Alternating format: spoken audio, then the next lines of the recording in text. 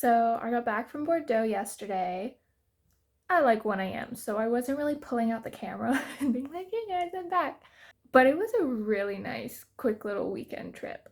I had never been to Bordeaux before. I'd been to France, but never Bordeaux. And as everyone who knows me knows, I don't actually like wine. So it's maybe a weird place to pick to go, but I was literally doing it because the flight between Cork and Bordeaux was 30 euros round trip. It was actually less, it was like 28 something. And I knew they would have sunshine. So I was like, I'm gonna go. And it was great. I got all the sunshine I wanted. I landed at like 9. I hopped on a tram at like, I don't know, 9:30 or 10 in the morning, which is great. I mean, the fact that I had to wake up at 3 a.m. is like not ideal because then I'm kind of tired. But it does mean I get the entire day in France, which was great. So I'm on the tram, I go into town, and then I'm like, I made no plans. Let's see, what shall I do? I had looked up like top things to do in Bordeaux. So I had like a list of, I don't know, 5 or 6 different things that I wanted to do. So I like looked at the water mirror, which was not mirrory, and it also had no water. So that was pretty disappointing. But it's okay. It got better, you'll see. I went to I'll put the name on the screen. It's one of the markets. I kept thinking of it as like market of capuchins, like the capuchin monkeys. I'm certain that's not how you pronounce it. And I went around, I saw the gross clock, also probably mispronouncing that, but it's like a tower with a clock in it. It was great. I went in a park and ate my food from the market. Had a weird interaction with a dude who was just like staring at me like a psycho, which actually brings me to a slightly positive point. Well, it starts out negative. Okay, so the harassment in Bordeaux was not something I was expecting. I don't know why. I had just gotten so used to Ireland and the fact that the men just don't harass you that I forgot what it's like everywhere else. And like when I went to Italy, I was expecting it because every time I've been to Italy, it's been awful. The men have been so like in your face. So it like didn't really click to me. So then I got to Bordeaux and it's just like immediately, like within the first hour of me getting off of the tram, I've been harassed like 4 times. It was never a dangerous sort of harassment. It was just like super annoying.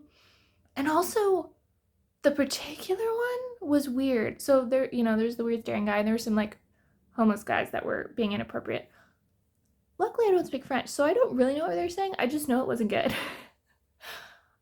But the weirdest one to me happened at least 5 times over my like 36 hours there, which is a lot because I don't know. But it would be so I would be walking one way, and a guy would be walking the other way. And as we're like passing, he'll say bonjour. And the first time this happened, I was mapsing on my phone, so I was distracted and I didn't respond. Which, I mean, it's fine. Usually I'll respond when someone says hi, like, being polite, whatever. I didn't respond. He passes me, right? So now we're like, a meter apart or whatever, backs to each other. And he yells out, not really, but like strongly goes like, bonjour. Like clearly like he's expecting an answer. And then that pisses me off. So I don't respond. I'm like, you don't deserve anything from me. And then this man turns around and yells at me. Like it's at least 4 or 5 sentences full on yelling at me in not in Spanish, in French. And I'm like, I keep walking, obviously. Like, what else do you do in that situation? I was very tempted to turn around and start yelling back at him in English, but I'm like, I'm not gonna stoop to your level. I don't know what your problem is, but I'm just gonna keep going.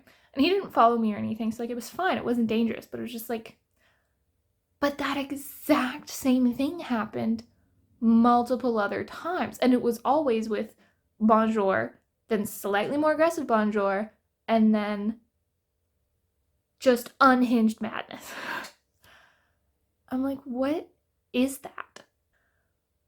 Why do you feel that you're entitled to a response from a stranger?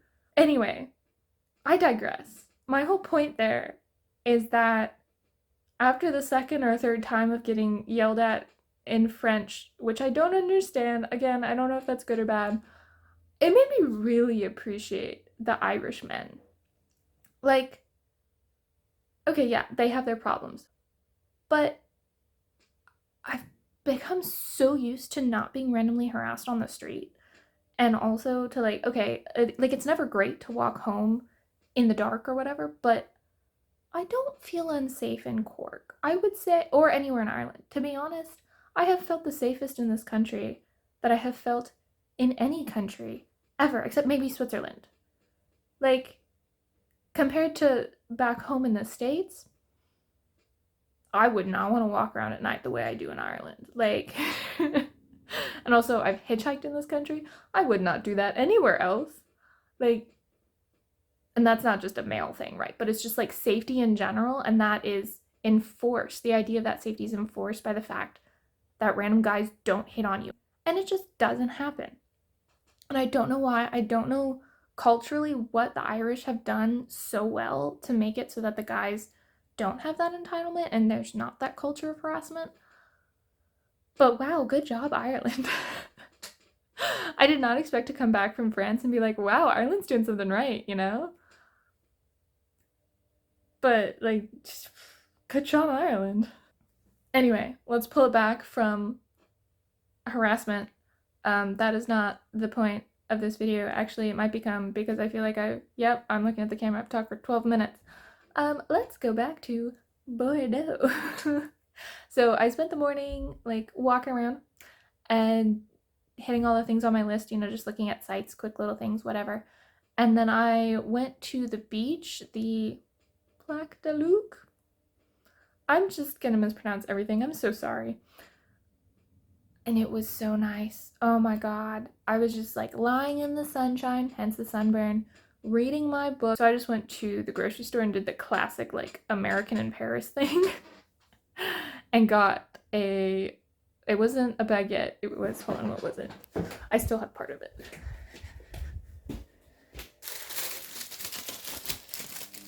A ciabatta. And I got a big old thing of brie, which again, I still have part of. There's a sticker on it because I'm supposed to put my name on it from the hostel, but I didn't have a pen, so. And then the second day, I did a free walking tour, which it was great. Oh my gosh, our host was amazing. He knew so much, and we got to see so much of the city, and we saw a lot of the things I had seen the day before, and he told us about some of the other things like the market, which is how I know it's not pronounced capuchin, because he said it and then explained what it was, and I was like, that's where I've been, but that's not how I thought it sounded. But we went to the clocks and like he told us a lot of the history and it was very, very cool. And he also gave us a couple of recommendations. So there are the traditional dessert in Bordeaux is called canelles. They're kind of like rum cakes, but they have a different texture and they're really good. They look so unassuming. They look fine, but they're so good. Oh my gosh. So right after the tour, I went to one of the cannelle places. I got one to eat there and an espresso because yeah, girl was tired. And then before I went to the airport, I went to the wine school's bar, also at the recommendation of the walking tour guy. And it was a very elegant bar. It was very nice. And my hostess, waitress, she sat us and like took food and whatever. She was super nice. She was totally fine with me not knowing any French. And most importantly, she was super nice when I asked her which wine tasted the most like fruit juice. And she was like, this one. And I was like, can I have a glass of that, please? And also some water. She was like, you want tap water? Didn't even know that was an option. It was not on the menu. And I was like, yes, please. Saved me €3.50. She was lovely. The wine started out fruit juicy, and then the more I drank it, the more it tasted like alcohol. So about halfway through I was struggling, but I paid for it, so I finished it. So, but yeah, just reinforce the fact that I'm not a wine girly.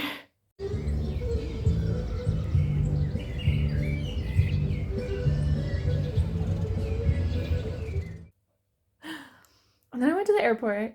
My flight left at 11. Okay, the Bordeaux airport was the worst part of this whole experience. It's so weird. Okay, so first of all, they have 3 terminals. They have A and B, pretty logical, right? And then they have Billy. And according to the internet, Billy is for Ryanair, EasyJet, and the quote unquote budget airlines, right? So I go to Billy and I don't see the Ryanair desk. I only see EasyJet. So I ask the only guy there. He's not like an info guy or whatever. He's just there to help people with tickets because there's like automatic scanning things to get in to security. And I'm like, hey, where's Ryanair? And he was like, Terminal A. I was like, thank you.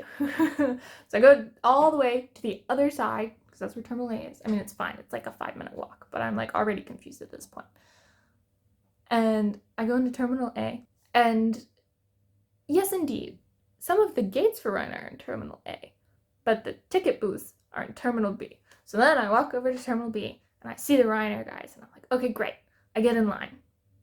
There's, in fact, nobody actually working for Ryanair in these desks. They just have, like, the line set up, and there's other people in the line, so I'm like, okay, this is fine. Oh, for context, the reason I needed to get in the Ryanair line is not because I had baggage, right? I just had my little tiny backpack. But Ryanair has this thing where they have to do a visa check. I need to figure out why. I don't understand it. But that means I can never actually get a boarding pass on my phone. I can check in, and then it says you have to go to the Ryanair desk to do a visa check so you can get your boarding pass. So I'm waiting in line, like half an hour later they show up, and it's fine. I got to the airport 3 hours early because I wanted, trams, and I don't know, technically it's an international flight even though it's in the EU, so it's like, I don't know if I need to be here early. The fact that I have already been to all 3 terminals suggests I probably should be. And so then I'm like, okay, I'm in line with who? One of the people, is up and starts taking people's bags and whatever. And then I get up there and I'm like, hello. Well, I go bonjour, because I'm trying to use what little French I have. I go bonjour, I just need my boarding pass. And she says, where are you going? I'm like, Cork Airland. And she goes, it's not open yet. I'm like, what? And she goes, I'm trying to remember where it was. I think it was Alghero. She was like, you can only check in for Alghero. I'm like, well, I've checked in. I just need my boarding pass. That's all. She's like, nope, you're gonna have to wait for the Cork line to open, which it does 2 hours before you take off. So I've got like half an hour to go. And I'm like, okay, just to verify, just to get my boarding pass, I still have to wait for the 2 hours before my flight. Even though if you can get it online, you can get it 24 hours beforehand. She says yes. I'm like, okay. So I go in a corner and read my book for half an hour, and then I come back and stand in the same line with different people who are checking their bags. Anyway, so I get called up. I'm like, hello, I just need my boarding pass. So I give her my passport, and she looks at it. She hands it back. She says, you're all good. I'm like, but I need my boarding pass. And she's like, what? And I was like, I have to do a visa check to get my boarding pass. And she's like, it should be on your phone. And so I pull up my app and I show her that it says, like, you have to go to the Ryanair desk to get it. And she's like, oh, okay. She talks to the other lady, the one who I talked to originally, and she in French, but I'm assuming she's like, hey, what do I have to do with this? Prints me off a boarding pass. Every other time they've done this, not Bordeaux, but like the boarding passes, they've had to stamp it with something that says, like, you're good to go, visa check, whatever. No stamps here. So I don't think Bordeaux is on board with this whole Ryanair weirdness, but it's fine. Like, she gave me the boarding pass. We're good to go. I'm just like, what? Why couldn't I have done this on my phone, Ryanair? Come on. Why are you making me stand in this line to check my bag when all I have is my tiny little backpack? Stressing me out. Anyway, good to go. I go from Terminal B back to Terminal A to try and go to my gate.